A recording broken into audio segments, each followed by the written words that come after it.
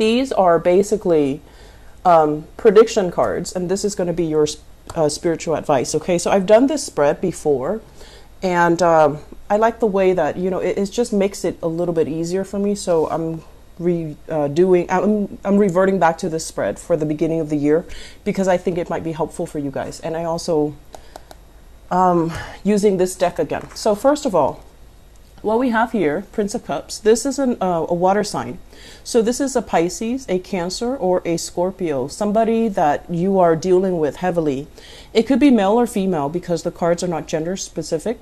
And what it denotes to me is there is going to be some major transformation happening in this person's life. It's linked up here with the Judgment card. There is going to be excessive communication. There's going to be kind of like this person is reaching out to you. They're trying to figure out where you've been. They're trying to figure out what you're up to. So I feel like there's this exciting energy surrounding the communication between the two of you.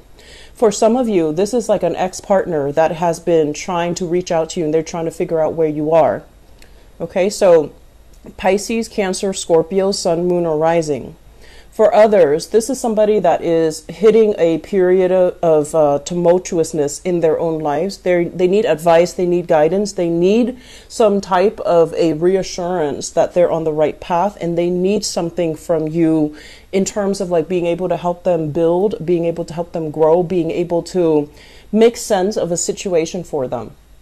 A lot of the times, I know it sounds unfair, but you guys tend to be the handyman in your relationships. Okay, people tend to cling to you because you're always seen as the anchor, the pillar of strength and stability, and they come to you when they have problems. They come to you when things need fixing, and so I feel like this is what's coming in as well. And I'm feeling like this is a person that's coming to you for your guidance, for your expertise, because they're at a point where they're completely lost. For many of you, this is a family member that is experiencing some type of a family upheaval, even some type of a relationship family drama, and they're trying their hardest to figure out a fair, viable solution so that they can move forward.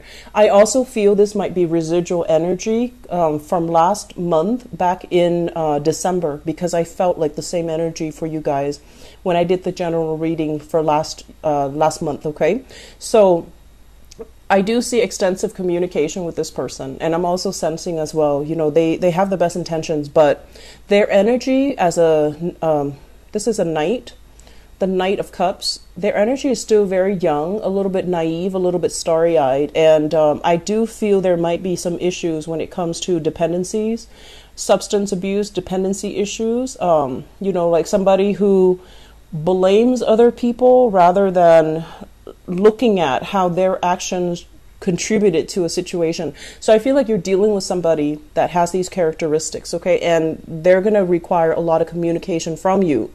I honestly believe that you want to exercise, you know, a little bit of maintaining clear boundaries in this situation, because I just don't feel like it's going to end with just one conversation where you tell them what to do or you give them advice and they do it.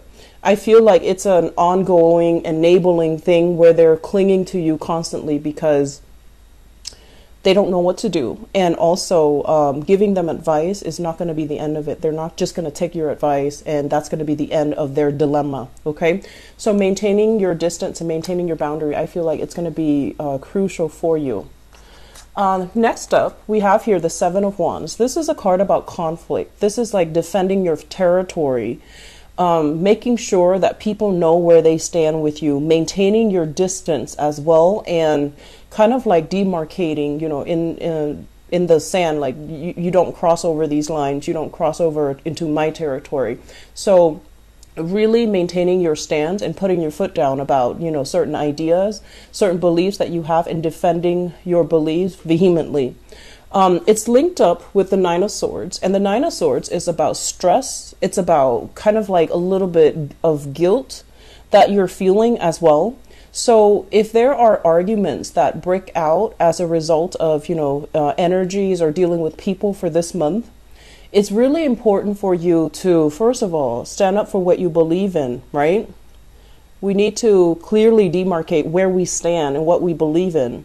And I feel like some of you are doing this in a way that might be a little bit harsh. And so at the end of it, you start to feel a little bit guilty, and you start to, think about this in terms of, did I really say that in the most tactful way? Did I hurt some other people's feelings?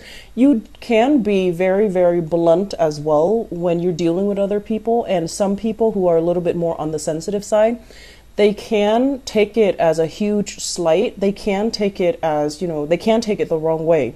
So I feel like if this is what you're dealing with, you definitely want to, tone down when it comes to, defending your territory, defending your beliefs, and being a little bit more, I want to say, impersonal when it comes to your approach. Okay, so that means rather than saying you did this, you did that, you might want to generalize it and saying that, some people are like this, other people are like that. So I feel like depersonalizing things, making things less personal and making things less confrontational it's gonna give you more leeway to operate and to get your point across, because once people feel attacked, they're going to start taking things personally, and that's when their defenses go up and they stop listening.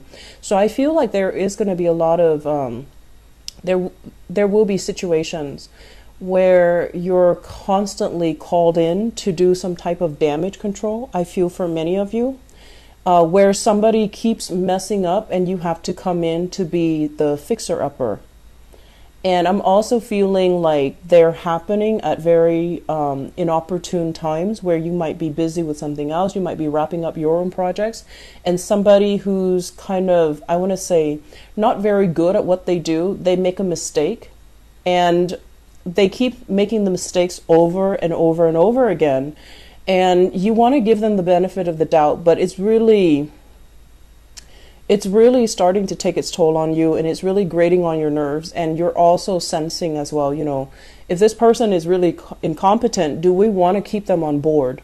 So I feel like there is a major ethical dilemma here, where you want to give people the benefit of the doubt. You want to give them second chances to rectify their mistakes. But if it happens over and over and over again, in a practical and pragmatic way, is it a good idea to keep them on board and to constantly, I want to say, like, jump in and fix their problems for them? Are they really learning? Because you're hoping that they'll learn, but it doesn't feel like they are, because they keep making the same mistakes.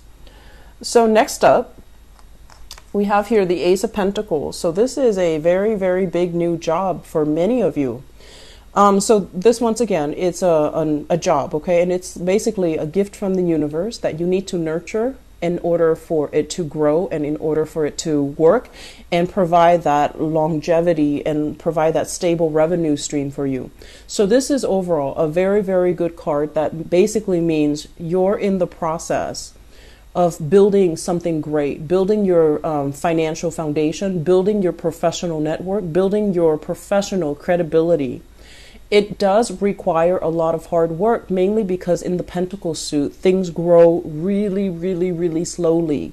And things require a tremendous amount of effort. You need sunlight, you need water, you need wind, you need the right condition in order for things to thrive from a little seedling, right?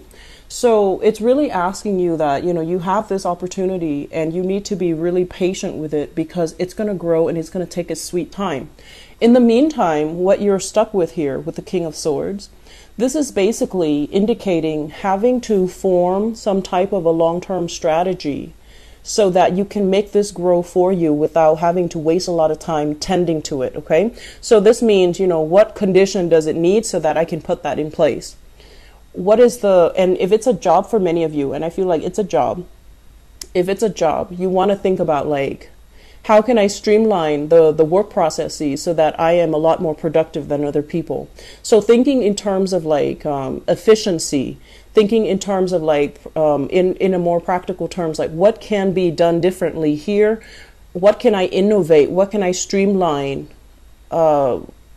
in this work environment so that I can stand out from my peers. So I feel like you have a lot of strategizing to do. You have a lot of reorienting your priorities, shifting your priorities as well, and tackling multiple problems. So I feel like many of you who are working right now, employed, you're in a very innovative environment. There might be a lot of technology that you're relying on, technology in terms of like having to communicate with people from afar, having to communicate through teleconferencing, Skype conferencing, you know, some type of a long distance communication.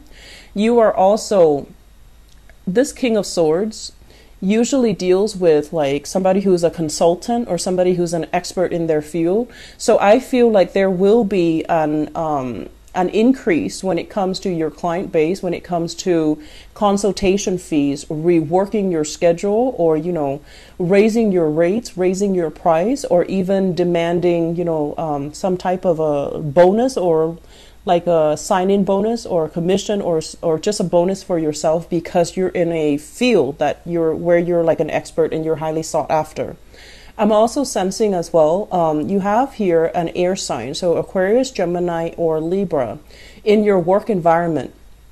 And this person, if you can look at this person, I want to say, like, you know, there's more than meet the eyes, okay? So I feel like at first glance, they're a little bit like kind of abrasive, difficult to connect with. And they have a little bit of a challenging stance about them, okay? You're going to say something and they're going to ask you why. And the thing about air sign is they don't ask because they want to undermine you. They ask because they're curious and they want to know. And in particular, they want to know about why you believe or why you think the way that you do. And they're curious as to how you arrived at your conclusion. So I feel like you're dealing with somebody that their energy feels to me to be a little bit kind of challenging and abrasive, but they don't mean any harm. And I honestly feel like if the two of you collaborate, you can make tremendous strides, okay? I feel like a very similar pattern in the way that the both of you think. You're very linear and very logical. And I feel like if the two of you get together, you definitely can come up with some great ideas. If it's a partnership, it can work out tremendously well for you.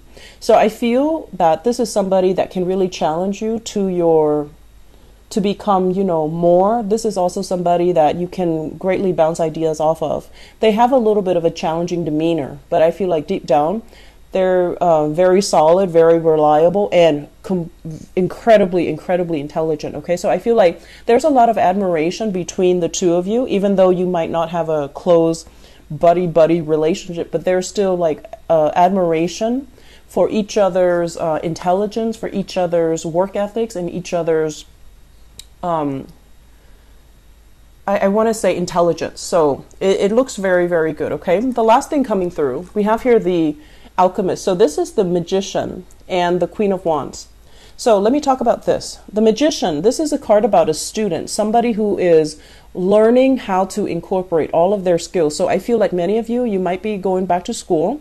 You might be going through some type of a training program. You might have to do some type of on-the-job training as well with this Ace of Pentacles. So it signifies to me having to learn something that is brand new and having to kind of put your thinking cap on and think and behave like this King of Swords, where you're emotionless and you're going to have to solve problems using pure logic-based systems. Okay, so many of you are probably on a training course, learning new things in your work environment, perusing through training manuals, protocols, procedures, trying to figure out what's the best solution, trying to figure out what's the previous, you know, what's the previous situation that require this same. It's like, when was the last time this problem happened, and how did the person in charge solve the problem?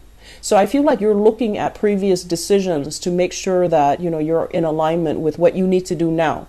So For those of you who are students, we have here the Queen of Wands. This is you having kind of like a very large following in your training group or in your school or in your class. So I feel like you're going to be quite popular. You're going to be quite sought after, and you're going to as well be able to demonstrate a lot of how to like apply, theory to practice. You're also going to be a little bit in the limelight, where you're going to have to figure out, how do I work with this solution given all the information that I know? So I feel like you and this Queen of Wands, this is a fire sign, Sagittarius, Aries, or Leo, possibly in a training environment, or possibly somebody who's training you, or who's overseeing the work that you're doing, or who's monitoring your training progress or your progress in general. And this is a really intelligent person, and they can help you get places, or they can help you greatly with enhancing your knowledge. Okay, so I feel as if the interaction between you and this person, it's very, very strong, but you yourself are very, very independent. So I feel like there is a little bit of an ego clash here. They might want to micromanage a little bit. They might want you to open up a little bit more about what you're struggling with or what you're doing, whereas you want to be left alone. So I feel like if this is somebody that's directly over you, like a supervisor or a boss or something like that, you want a little bit more space, and they're kind of micromanaging, and they're kind of hovering over you, or like looking over your shoulders. They don't mean any harm, but I feel like they're a big distraction. They're looking for more fun and stimulation and excitement, while you're looking to learn things, you're looking to be immersed in your craft, and you don't really have time to entertain their whims. Okay, so I'm also sensing as well, there might be a little bit of attraction. It seems to me like it's one-sided.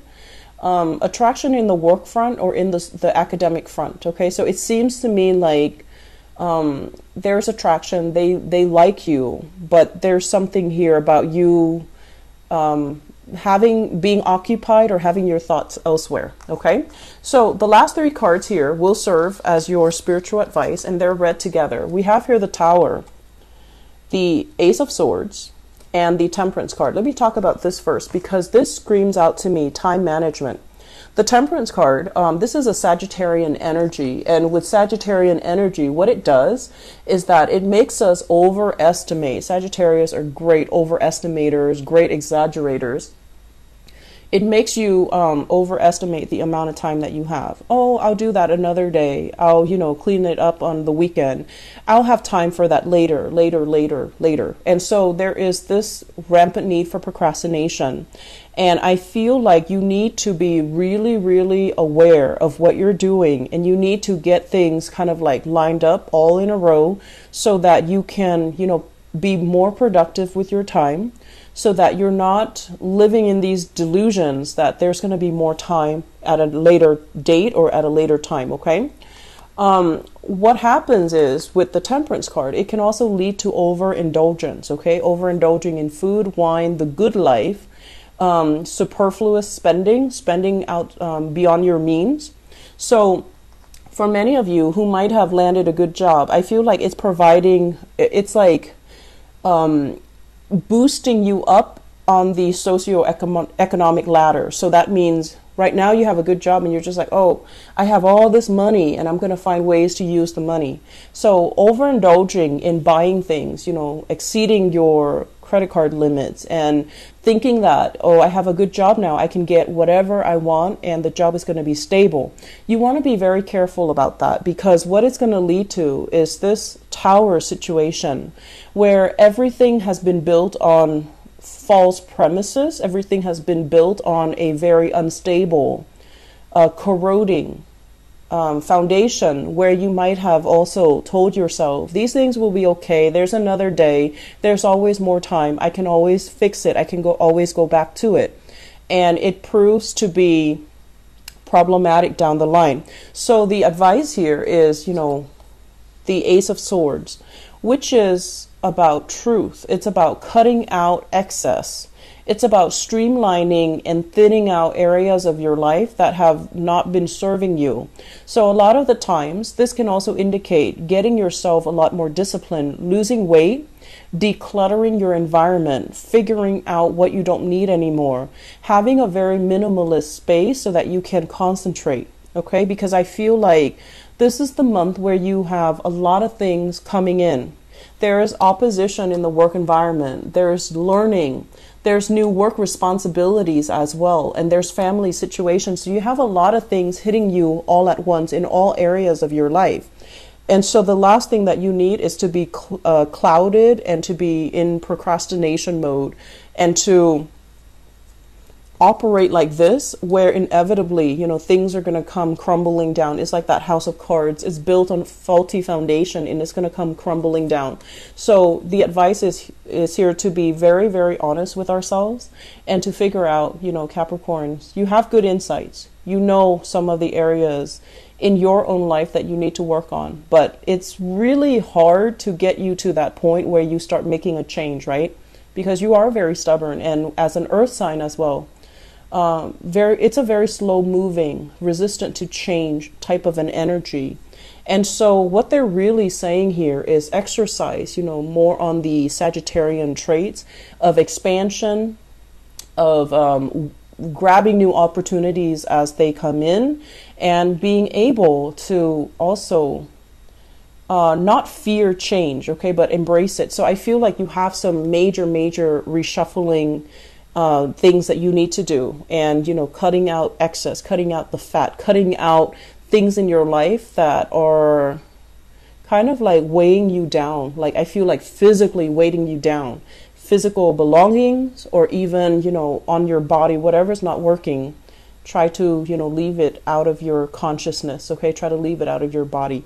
So we have some big things that are happening here. And the major theme for you guys is don't procrastinate, okay? Get things done in a timely manner.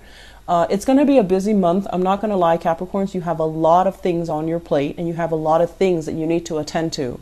Finances looks very stable. And so, it seems to me like that's one of the areas that's really stable right now. And that's going to help everything else. So keep at it, okay?